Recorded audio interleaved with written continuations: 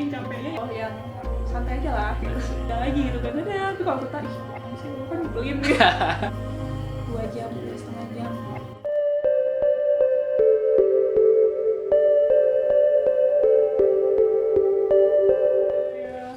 Tapi udah dites tadi kan, udah negatif nggak COVID kan? Jadi kita udah mengikuti protokol kesehatan yang ada ya kan, benar. Yuk kita lanjut aja.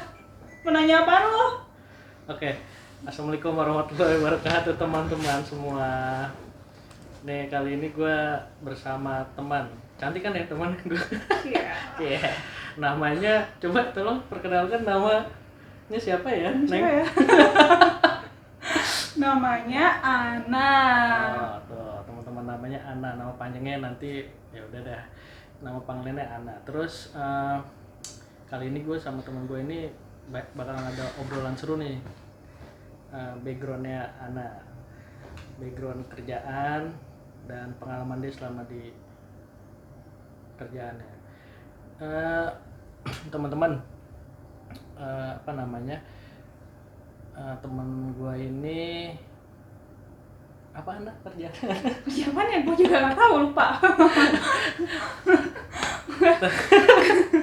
Nah, apaan? Lu apa? Lu aja apa gue aja? Ya udah, anak kenalin dia, anak kerjaan. Ya gue jangan kenalin channel lo di sini. Ya, dibajak nih. Iya dibajak. Kenalin, nama aku Ana. Aku kerja sebagai pramugari internasional.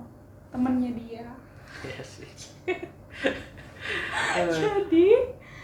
Jadi mau nanya apa? Jadi gini, anak tuh teman-teman udah denger kan? Dia kerja jadi pramugari. Nah, gue sebenarnya pengen tahu sih, pasti ada kan cerita-cerita namanya yang seru, kejadian-kejadian yang apa ya, yang mungkin teman-teman belum pernah ngalamin gitu. Nah, gue mau tanya-tanya sama teman gue ini nih, Ana siap menjawab dengan benar? Dengan baik dan dengan benar baik dan ya. benar. Oke. Ini Ana, mulai dari ini deh. Kalau bisa sih, oh iya. Awal-awal dulu. Awal. Kenapa bisa nyasar ke pramugari? Iya, punya pramugari. Oh iya teman-teman ini. Sebelumnya kan gue satu kampus nih. Gue bingung aja sebetulnya jalurnya. Dari jurusan apa Ana? Jurusan gue komunikasi penyiaran. Dari komunikasi penyiaran bisa jadi pramugari. Nah, itu yang gue pengen tahu, kenapa bisa ke situ Ana? Kenapa? Awalnya gimana sih? Awalnya nggak ada rencana sih pengen jadi pramugari. Ya gue sih kerja apa aja yang penting mengasihkan ya kan, yang penting gue enjoy. Tadinya tuh awalnya gue kerja di hotel karena temen gue pada saat itu kekurangan orang. Nah jadinya udah gue terima aja lah, maksudnya sekalian bantuin gitu kan, daripada dia kasihan gitu, dia nyari-nyari orang tapi nggak ada. Udah akhirnya gue dimintain bantuan dan gue mau. Habis itu karena itu kerjanya di luar Jakarta ya, di luar kampung halaman gue jadi gue ngerasa homesick banget nih. Jadi gue akhirnya pindah ke Jakarta, kerjanya di hotel juga karena ada pengalaman background kerja di perhotelan. Pas di hotel itu gue ngerasa kok ini kerjanya kayak monoton gitu, ketemunya sama orang yang sama gitu kan. Gue nggak suka karena jenuh kan jadinya. Terus ditambah lagi gue pengen punya uang yang lebih banyak kan. Nah ditambah lagi memang gue ada keinginan untuk kerja yang nggak monoton, kerjanya mengasihkan, orangnya nggak sama-sama itu aja orangnya. Dan terus gue tuh pengen banget, ada keinginan buat kerja di luar negeri. Gue pengen ngerasain budaya orang luar negeri tuh kayak gimana gitu. Nah akhirnya gue berpikiran di situ untuk kayaknya pramugari luar negara aja nih, luar negeri aja gitu. Gue akhirnya nyari-nyari tuh yang ada buka lowongan pramugari luar negeri yang lagi perekrutan di Indonesia apa aja. Akhirnya masuklah ke coba-coba ke maskapai itu. Nah alhamdulillah diterima. Langsung diterima tuh Ana? Langsung, cuman yang pertama itu gue diterima, cuman gue nggak ngambil karena masih kontrak sama hotel. Nah pas periode selanjutnya kan itu kan 2016 tuh gue nyoba lagi dan ya diterima, alhamdulillah. Gitu ya. Jadi sebenarnya pertama diterima, cuma karena ada sangkut paut kontrak atau apa, nggak diambil dulu tuh sebentar. Itu di tahun yang sama atau tahun berikutnya baru nyoba lagi? Mepet tahun yang sama. Oh, di tahun yang Iya, sama tahun nih. sama itu Maret, terus gue coba lagi di bulan Mei. Boleh tahu nggak maskapainya apa sih waktu itu? Maskapainya jangan kasih jangan. tahu. Itu secret ya. Iya. Terus pokoknya yang luar ya. Pokoknya masih status pramugari, ini ada ID-nya ya.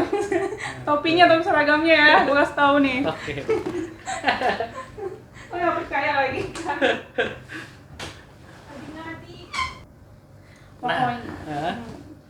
Pokoknya langsung aja. Oke. Kan tadi kan langsung lanjut. Pokoknya yang topinya kayak gini, terus ID-nya kayak gini. Ya sih. Nggak bisa. Coba dong anak pakai anak gimana sih? Oke ya. Yo, itu tuh teman-teman ya. Tapi ada itunya, harus ada scarf-nya. Skap. Oke. Nah, itu dia nggak bohong nih ya. Terus kan lu udah masuk nih. Udah masuk. Apa sih hal yang lu alamin pertama tuh? Beda kan sama kerjaan sebelumnya atau apa? Beda banget. Karena kalau di kerjaan lama itu setiap kita kerja tuh sesuai dengan divisi kita. Dulu gue tuh divisinya divisi kan kalau misalkan bagian kan. Divisi apa divisi? Divisi itu yang misalkan gue bagian spesialis front desk, front office. Divisi kan namanya bahasa Indonesianya ya. Divisi sama divisi beda nggak? Divisi ya, iya di coba gue nyari dulu. Teman-teman, makanya biar nggak salah nih kita cari dulu. Iya Divisi benar-benar. Division ya bahasa Inggrisnya. Ya divisi gue tuh kerjanya di front desk kan, bagian front office. Jadi ya pasti kita kerjanya ketemunya sama orang-orang front office kayak gitu. Bagian ada yang jadi kadang-kadang di rolling jadi customer service, kadang jadi resepsionisnya, kadang jadi apa lagi? Bantu duty manager, terus input. Jadi kita di rolling kayak gitu. Terus kalau di pramugari jadi beda banget. Setiap kita mau terbang, jadwal baru, orang yang baru, pilot yang baru, penumpang yang baru. Jadi beda banget kan. Itu sering tuh emang berganti-ganti terus. Iya, emang setiap gue terbang, orangnya beda, pilotnya beda, penumpangnya pasti beda. Ya. Nah, ngomong-ngomong itu kan masuknya ke mental itu ya. Apa namanya? Ketahanan mental. Lu gimana adaptasinya tuh anak ketemu yang kayak gitu kan beda-beda. Kan namanya awal-awal pasti ada kegugupan kan atau apalah hal-hal yang kayak belum adaptasi tuh. Lu ngatasinnya gimana? Ngatasinnya karena malahan seneng gue kalau jadi orangnya baru, malahan senang aja soalnya nggak bosen, nggak monoton, terus bisa kenalan sama orang baru. Cuman iya sih culture kita ya, budaya kita kan nggak sama kan sama orang luar kan setiap gue terbang tuh bukan hanya orang di tempat dari asal di tempat gue kerja itu aja, ada yang dari luar negeri juga, ada yang dari Tunisia, Maroko, Mesir, ada yang dari Eropa, ada yang dari Filipina. Jadi beda budaya banget kita ya, kadang kita harus ya banyak-banyak sabar terus beradaptasi ya, jadi orang baik aja. Kalau jadi orang baik kan pasti diterima di mana aja kan. Kecuali kalau misalnya kita jahat ya pasti jadi banyak musuhnya gitu. Yang bikin harus sabar itu apa sih dari orang-orang lingkungan kerja yang beda-beda, beda negara kan? Beda negara ya pasti culture ya kan. Culture dia yang menurut kita biasa aja, menurut mereka tuh wah itu parah gitu kan. Tapi menurut kita orang itu punya personality apa? Ya, pribadi yang dia punya pribadi yang menurut kita itu kasar, tapi menurut mereka tuh biasa aja gitu. Jadi tapi kan kita ngelihatnya kasar banget gitu kan, soalnya kadang suka sakit hati gitu. Ya kita banyak kesabar kayak gitu. cara ngomongnya aja beda kan. Kalau mereka ngomong kan harus yang teriak, harus yang gede suaranya gitu kan. Sedangkan kita orangnya yang santai, yang slow gitu, yang santai aja lah gitu. Kalau mereka yang nggak bisa kayak gitu. Nggak bisa ya. Kayak ngomongnya kayak kalau kan orang Arab ngomong ya kan. Kalau misalnya gede gitu. Tapi menurut mereka nggak marah, menurut kita kayaknya kok marah sih ya. Kok nggak suka. Dan gitu kalau misalkan mereka nih nih, kalau gue sukanya dari orang Arab itu walaupun mereka kasar, agak kalau kita bilang kasar kan menurut mereka kan nggak kasar. Ini loh, gue sukanya dari mereka tuh kalau misalnya berantem udah kita selesain di situ, hari itu juga udah selesai, nanti ketemu lagi, setelah ketemu lagi nanti udah nggak ada dendam gitu. Jadi kalau misalnya orang Asia gitu, kalau misalnya berantem keingetan terus bapernya lama ya. Oh ini nggak di hari iya, itu aja kalau ya? ini hari ini misalkan ada masalah apa gitu, kita selesain hari itu juga. Wah, ketemu lagi mereka ketemu kita, just dada lagi gitu kan, dada. Tapi kalau kita mana sih, lu kan nyebelin gitu. Kalau kita masih ke bawah. masih ke bawah gitu. Oh gitu ya. Terus kalau bahasa yang lu pakai ada Bahasa Inggris lah. Mereka pun meskipun orang mana-mana iya harus bahasa Inggris. Kecuali kalau mereka ngomong sama sesama Arab, bahasanya bahasa Arab. Kalau kita ngomong ketemu sama orang Indonesia kan, pasti kita ngomongnya pakai bahasa Indonesia. Gitu. Terus ada lagi nggak Nana? Itu kan awal-awal tuh adaptasi, akhirnya lama-kelamaan ke bawah karakter gue jadi ke bawah juga. bawa karakter mereka. Iya, bawa karakter mereka. Jadi pas gue awal-awal di Indonesia itu ya gue beda banget karakteristik gue sama orang Indonesia. Jadi ya gue ikutin ke Arab-Araban gitu kayak. Karena sering di sana. Iya, sumbunya pendek gitu kan. Nah, jadi gitu. Langsung meledak. Sumbu gue pendek jadinya. Terus marah kan, emosi gitu kan. Ya sama kalau ngomong juga gede, terus yang gak feminim lah jadi gak kayak cewek gitu bawah nih. Karena kan udah balik lagi udah lama di Indonesia, aku jadi feminim lagi. Oke. Iya. Oh gitu, tapi kalau mereka ke bawah nggak kira-kira menurut Anda? Menurut mereka, kalau mereka lama di sini Kan lingkungan kerja kan waktu itu di sana gitu tuh, ke bawah lah sama ke bawah. Kalau mereka ke bawah enggak sih, karena mereka tuh ngumpulnya sama yang sesama mereka. Dia nggak mau bergaul sama orang Asia atau ada sih, cuman sedikit banget yang mau gabung, karena mereka tuh merasa bangga sama rasnya gitu, sama bahasanya, sama budayanya. Beda sama kita. Kalau kita kan open minded, bagus lah. Kita open minded, kita menerima budaya apa aja gitu kan. Jadi terbuka gitu. Nggak pilih-pilih ya. Kalau mereka udah lingkungannya itu aja ya. Iya. Oke, terus aku pengen tahu nih Ana, selama di pesawat kan, namanya sering kan itu terbang itu, kalau dulu pas lagi aktif banget tuh berapa ini sekali sih, misalnya seminggu tuh bisa 3 kali atau gimana gitu? Tergantung yang buat schedule gue. Jadi schedule itu dibuat, misalkan ada 1.500 line, 1.500 schedule, dan gue harus pilih tuh 1.500 line itu, pilih sendiri kemana kita mau terbang. Misalkan bulan besok tuh gue pengen pergi ke Itali atau pergi ke Prancis. Ya gue pasti pertama awal pilihnya Prancis dulu kan, Prancis. Nah, kalau misalkan nggak ada senior yang ngambil Prancis atau nomor urut gue sesuai gitu, nomor urut gue kebagian lah tuh gue dapat Prancis. Akhirnya bisa pergi. Ngerti nggak? Kayak misalkan kayak gimana itu? Misalkan gini. Misalkan gue tuh senioritas gue nomor 1.000. Nah, misalkan. Nah, terus dari 1.000 itu gue harus rebutan dengan orang yang pengen pergi ke Paris juga. Nah, kalau misalkan nggak ada orang yang milih Paris, ya udah gue bisa dapetin Paris. Iya, intinya itu nunggu mereka dulu nih. Nunggu mereka seniornya dulu dapat semua. Mereka udah milih duluan lah intinya. Udah dapat. Ada sisa-sisa yang masih itu baru bisa kita ambil. Iya gitu. Oke. Gitu teman-teman. Minum gue. Aus teman-teman gara-gara ngejelasin. Minum udah. Iya. Ya, terus apa lagi deh? Terus itu yang tadi yang gue mau tahu, terbangnya itu berapa kali dalam sebulan atau dalam seminggu itu biasanya paling banyak dalam sebulan berapa? Paling banyak itu dihitungnya per jam. Per jam. Jadi umumnya tuh kita, kalau gue di base Jeddah, gue pernah di base Jeddah kan. Jadi base itu di mana gue tinggal. Base itu.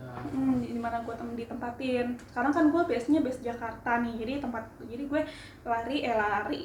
Gue jalan terbang tuh dari Jakarta.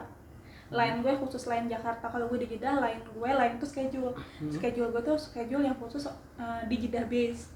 Iya, ininya dari Jeddah. Dulu gitu ya. dari Jeddah. Dulu kalau di Jeddah itu ya rata-rata kita dapetnya cuma 70 jam, 75, 72. 70 jam itu per apa? Per bulan. Per bulan. Kalau di Jakarta gue bisa dapetin 76. Oh gitu. 70 jam. Perjalanan misalnya dari Jeddah kemana nih yang paling lama lu pernah? Paling lama di Jeddah ke US, ke California. Berapa Los lama Angeles tuh? 17 jam, 18 jam. Oh, berarti kalau 70 jam ya nggak banyak ya, berarti dari kan karena sekali perjalanannya udah Iya, lama tapi ya, kalau gue udah dapat jam terbang yang panjang kayak gitu, kadang suka dimasukin yang buat ngimbangin dengan lain-lain yang lain, biar nggak kelihatannya keenakan banget. Tapi yang ini kok lainnya mudah, yang ini lainnya dikasihnya yang gampang.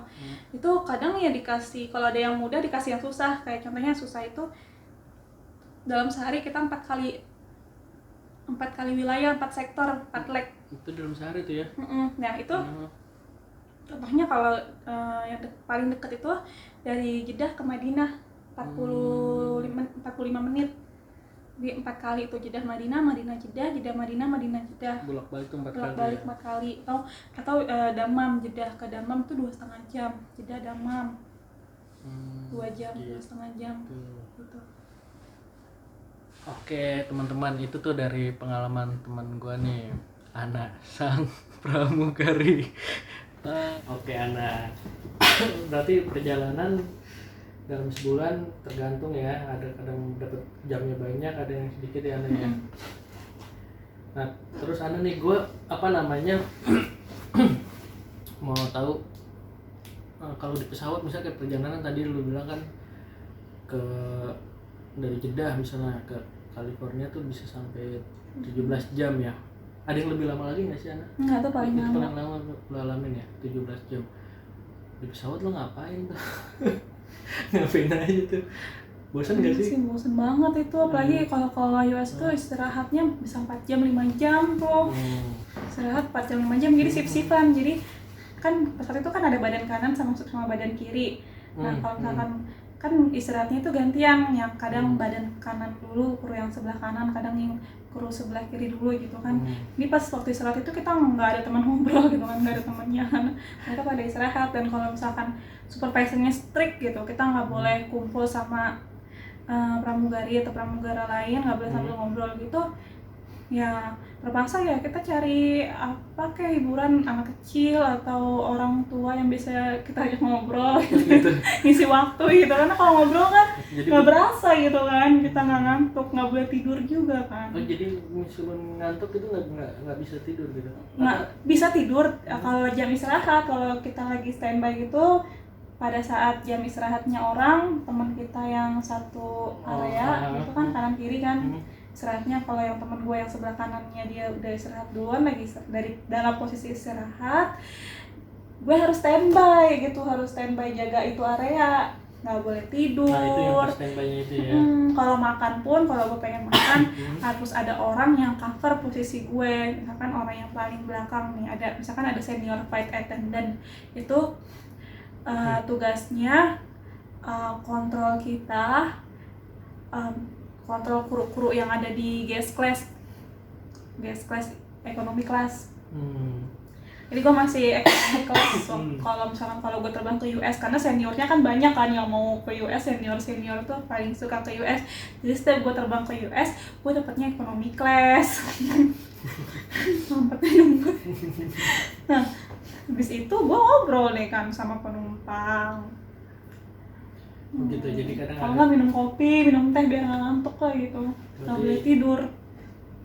Iya, kadang minum kopi, karena ada teman ngobrol dari penumpang apa yang bisa diajak ngobrol gitu ya. Kalau yang bisa ngajak ngobrol, kalau nggak ada yang bisa ngajak ngobrol, ya udah, gue diam merenungi nasib aja udah. Aduh kapan gue kawin, ntar gue jadi orang sukses ya gitu sih. Kalau misalnya sepi kan penumpangnya kadang nggak full book, atau lagi pada tidur penumpangnya juga kan, malam misalkan terbang malam nggak ada yang mau diajakin ngobrol. Udah gue merenung aja sendiri dah, sambil minum teh di atas bangku, di atas jam seat. Ya main berarti ya durasi 4 lama. jam istirahat itu harus. Nah terus pernah nggak terbang kemana gitu, ada kejadian yang waduh sempet ngeri gitu kalau selama terbang kan? Kejadian terbang ngeri nggak ada pas gue lagi in charge gitu, pas gue lagi jadi kru nggak ada. Justru pas seremnya itu waktu gue mau liburan justru kalau lagi ini iya nggak ada ya, tapi pas mau liburan ada. lagi gimana tuh?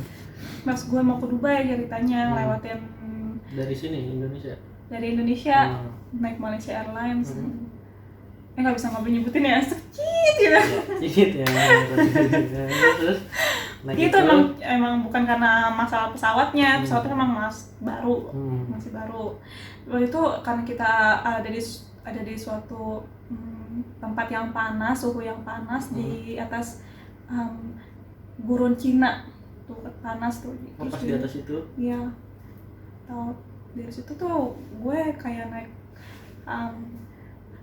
roller coaster gitu kan, dari atas ke bawah, curang banget. Bener turun gitu. Malah banget itu. Itu ngeri banget dong berarti. Itu malahan yang pas lagi liburan. Kalau pas selama gue kerja sih nggak ada apa-apa, alhamdulillah. Nah terus pas liburan. Iya, lu udah ngerasain apa tuh kayak gitu? Udah pasrah aja, udah kalau mati ya Allah ampuni aku, dosa-dosanya semuanya ampuni. Udah takut banget di situ tuh, benar-benar yang dari atas ke bawah jelek gitu, jauh gitu, bukan roller coaster cuma ya gimana gitu kan, gitu dari ketinggian berapa ya, of course semuanya teriak semua, ekstrim banget. Lumayan lama tuh kayak gitu. Lumayan lama, tuh cuacanya lagi jelek banget. Jeduk ke atas, ke bawah, lagi, turun lagi. Karena turun ke atas itu emang manuver si pilotnya ya, emang sengaja buat karena cuacanya kayak gitu. Dari cuaca juga. Jadi dia begitu ya gitu ya, bukan karena pesawat tiba-tiba los mesinnya. Enggak. Berarti canggih gitu. Iya. Oh gitu ya, jadi kayak serem banget. Kayak naik jet tempur ya. Ya sumpah itu serem banget itu ya malahan. Waduh. Waktu lagi ke Dubai. Ngeri juga ya. Oh jadi kalau selama pas lagi nggak ada sih, alhamdulillah nggak ada yang ya, serem-serem kayak gitu. Kalau penumpang nih ada nggak sih yang aneh-aneh atau ada nggak sih yang jadi sosok apa namanya, kayak apa tuh namanya kalau cowok ke cewek itu gue lupa lagi, flirting, goda-godain. nah iya gitu, goda-godain. Biasa aja lah. Nggak ada kayaknya. Kan karena harus profesional gitu. Kalaupun misalkan ada, ya udah nggak usah tanggepin. Tapi ada aja berarti ya. Nggak ada sih, kebanyakan orang tempat gue pemalu sih orangnya sih. Kalau orang Saudi, orang Arab tuh kalau ke cewek, godain cewek tuh nggak ada. Cek aja udah. Ya mungkin nanti bisa jadi dilapor polisi gitu kan. Kalau sana kan karena hukumnya juga nggak boleh godain cewek. Gitu. Mereka takut juga kali mau godain juga. Kalau yang aneh-aneh yang bikin wah ngeselin banget sih nih orang nih penumpang gitu, kayak bisa sampai ngomel-ngomel gitu. Paling itu gue kasih tahu. Ada lagi satu negara di Afrika lah, negara di Afrika tuh kalau penumpangnya tuh kalau misalkan kita mau masukin penumpang, itu kan mereka punya tempat duduk masing-masing, nomor tempat duduk masing-masing. Gitu ya. Itu mereka tuh nggak mau gitu, maunya harus sesuai dengan apa yang mereka mau duduk gitu. Dan yaudah akhirnya emang tabiatnya kayak gitu, nggak bisa dibilangin juga. Jadi kadang yang air trafficnya udahlah nggak apa-apa, udah bebasin aja dia mau duduk di mana, udah. Oh gitu. Karena kan satu rombongan tuh kan, gue kan kebanyakan bawa penumpang haji, jadi tuh mereka satu keluarga. Udah nggak apa-apa duduk sama keluarganya. Sebenarnya tapi mereka punya tempat duduk masing-masing. Bener ya. Oh jadi sebetulnya merekanya yang nggak ngikut aturan. Udah ditempatin. Emang biasanya kayak gitu kan ada tempatnya masing-masing nih. Tapi mereka nggak mau yang sama debet sama keluarganya. Iya, gitu. Keluarga besar banyak. Terus marah iya. Gitu. Padahal nggak marah sih, nggak marah ya gimana?